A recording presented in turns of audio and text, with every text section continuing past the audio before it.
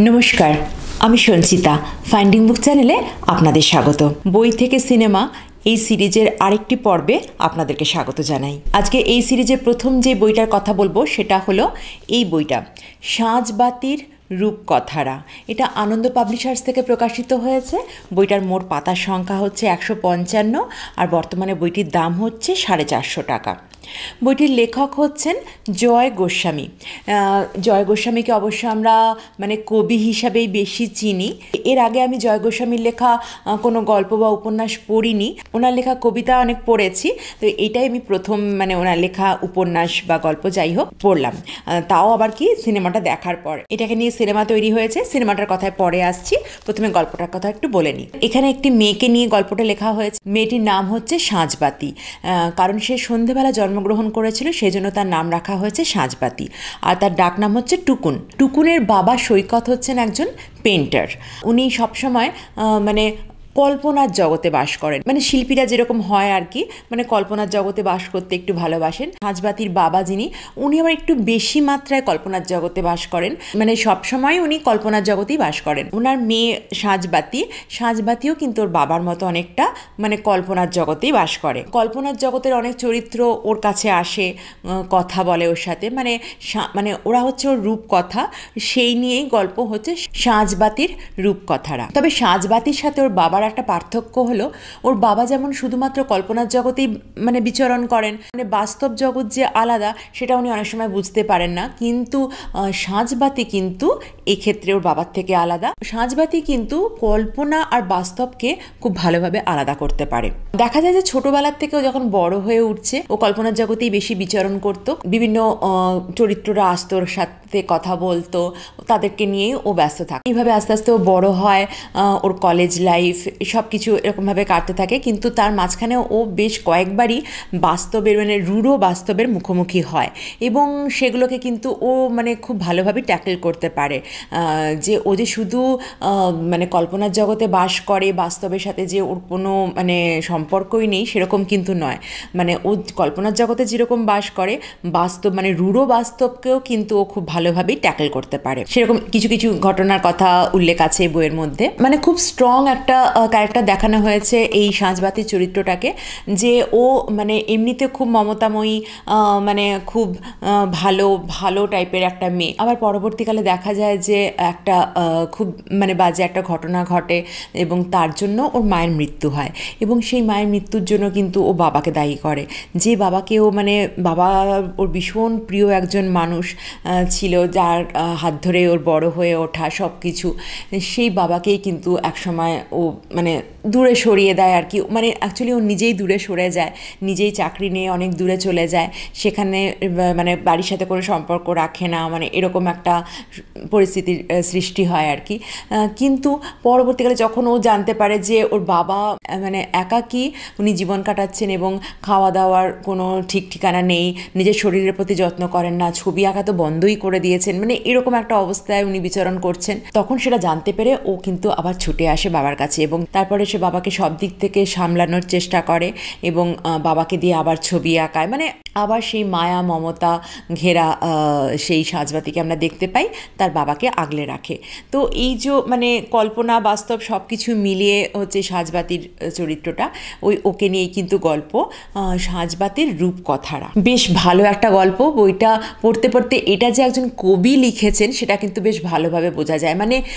পুরো গল্প উপন্যাস, তার মাঝখানেই কিন্তু ওই কল্পনা বা ওই কবিত্ব ব্যাপারটা ভীষণ রয়েছে। যারা কল্পনার জগতে থাকতে একটু ভালোবাসে, যাদের মধ্যে একটু কবি কবি ভাব রয়েছে, তাদের কিন্তু এই বইটা খুব ভালো লাগবে। এই বইটা পড়ে দেখতে পারেন। সাঁঝবাতির রূপকথা, জয় গোস্বামীর লেখা, আনন্দ পাবলিশার্স থেকে প্রকাশিত। এই বইটাকে নিয়ে 2002 সালে একটা সিনেমা হয়েছিল। সিনেমাটার নামও কিন্তু ছিল সাঁঝবাতির রূপকথারা।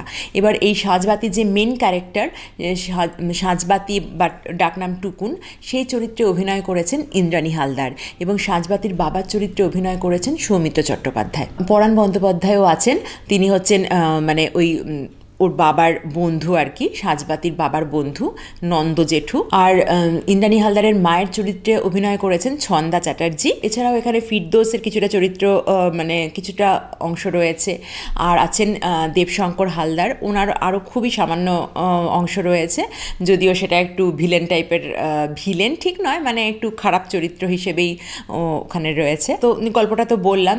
এছাড়াও এখানে একজন মানে সাজবাতির বাবার একজন ছাত্রী দীপু পিসি, যাকেও দীপু পিসি বলে ডাকতো, সেরকম একটা চরিত্র রয়েছে। সেই দীপু পিসি প্লাস মা বাবা নন্দ জেঠু, মানে এদেরকে নিয়েই মানে পারিবারিক একটা গল্প নিয়েই কিন্তু এই সিনেমাটার পরিচালক হচ্ছেন অঞ্জন দাস। 2002 সালের মানে সিনেমাটাই কিন্তু আমি প্রথমে দেখেছিলাম। আমি কিন্তু জানতাম না বইটার কথা। সাজবাতির রূপকথার একটা সিনেমা হয়েছে, সিনেমাটাই আমি দেখেছিলাম, মানে দেখেছি অনেক পরে, যদিও তারপরে আমি জানতে পারলাম যে এটা জয় গোস্বামীর লেখা একটা বই থেকে করা হয়েছে। পরে আমি জয় গোস্বামীর লেখা এই বইটা পড়েছি। আপনারাও চাইলে বইটা পড়ে দেখতে পারেন আর সিনেমাটাও দেখতে পারেন। সিনেমাটাও বেশ ভালো। আর যে কথা আমি বললাম যে যারা কল্পনার জগতে থাকতে একটু ভালোবাসেন, কল্পনা নিয়ে কবি ভাব যাদের মধ্যে একটু আছে, তাদের কিন্তু বেশ ভালো লাগবে বইটা পড়তে, বা সিনেমাটাও দেখতে পারেন। এরপরে যে সিনেমাটার কথা আমি বলবো, সেই সিনেমাটা কিন্তু ভীষণই বিখ্যাত একটা সিনেমা, যদিও বহু পুরনো সিনেমা। 1958 সালে সিনেমাটা তৈরি হয়েছিল। আর সিনেমার পরিচালক ছিলেন অস্কার বিজয়ী বিখ্যাত পরিচালক সত্যজিৎ রায়। আমি বলছি জলসাঘর এই সিনেমাটার কথা। জলসাঘর বললে কিন্তু এই সিনেমার কথাই আমাদের সবার আগে মনে হয়, কিন্তু তাও আমি যেহেতু বই থেকে সিনেমা এই সিরিজের মধ্যে আমি এই সিনেমাটার কথা উল্লেখ করছি, সেজন্য গল্পটার কথা তো আমাকে বলতেই হবে। সেটা হলো তারাশঙ্কর বন্দ্যোপাধ্যায়ের লেখা একটি ছোট গল্প। গল্পটার নামও হচ্ছে জলসাঘর। এখানে একজন জমিদারের কথা বলা হয়েছে। জমিদারের নাম হচ্ছে বিশ্বম্ভর রায়, এবং জমিদার না বলে তাকে মানে পড়তি জমিদার বলা যেতে পারে। মানে তাদের জমিদারি একসময় খুব রমরমা ছিল, কিন্তু এখন সেটার মানে জমিদারি কিছু নেই বললেই ভালো আর কি, কিছুই প্রায় নেই, একদমই প্রায় নিঃশেষ হয়ে গেছে। এবং তার জন্য এই বিশ্বম্ভর রায় কিন্তু অনেকটা অংশেই দায়ী, কারণ জমিদারির প্রতি কিন্তু তার কোনো রকম মন ছিল না। তিনি সবসময় নাচ গান বা এই সমস্ত সাংস্কৃতিক ব্যাপার নিয়েই বেশি মশগুল হয়েছিলেন, এবং সেই জমিদার বাড়িতে যে একটা জলসাঘর ছিল, সেই জলসাঘরটা নিয়েই উনি সবসময় ব্যস্ত হয়ে থাকতেন। সেখানেই মানে সব বড় বড় সঙ্গীত শিল্পীরা আসছেন, তাদের গান হচ্ছে, নাচ গান, বাইজিরা আসছে, তাদের নাচ গান, মানে এইসব নিয়েই তিনি মশগুল হয়ে থাকতেন। মানে জমিদারি বাড়ানোর প্রতি তো কোনো রকম মানে আগ্রহই ছিল না, জমিদারি দেখাশোনাও করতো না।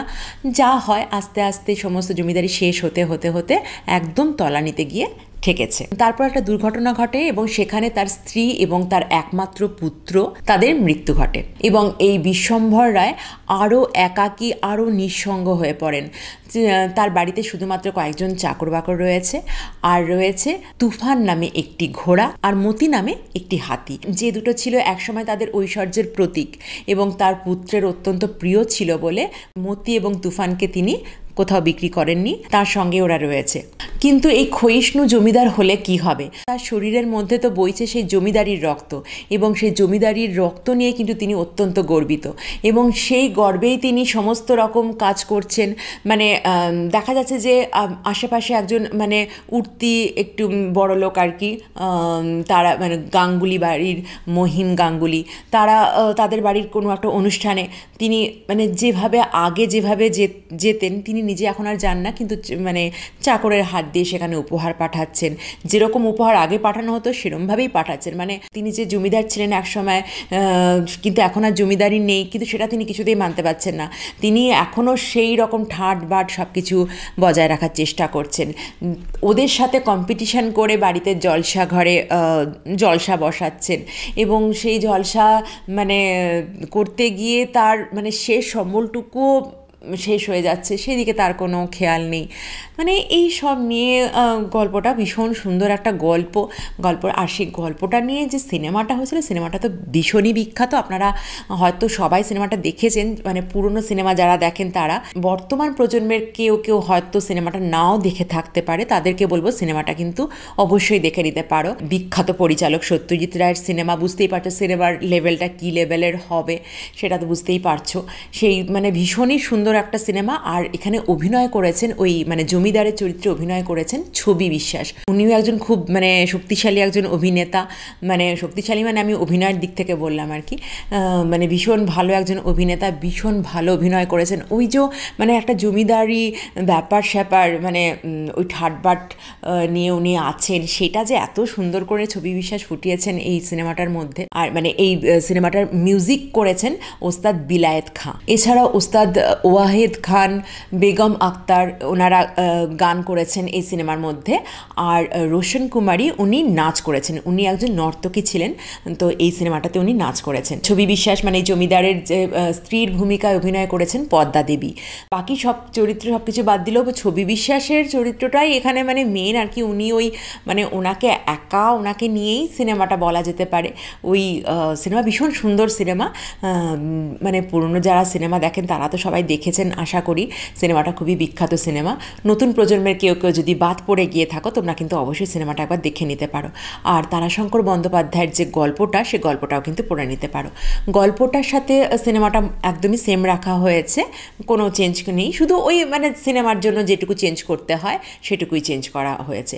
এর আগের যে সিনেমাটার কথা বললাম আমি, সাঁঝবাতির রূপকথারা, সেখানেও কিন্তু এই একই ব্যাপার যে গল্পটাকে সেম রাখা হয়েছে, চেঞ্জ কিছু করা হয়নি। সিনেমার প্রয়োজনে যেটুকু দরকার সেটুকু চেঞ্জ করা হয়েছে।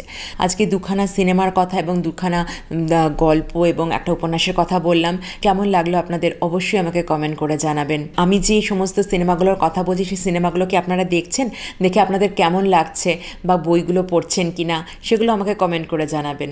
দেখা হবে অন্য কোনো বইয়ের আলোচনায়। আজ তাহলে আসি, নমস্কার।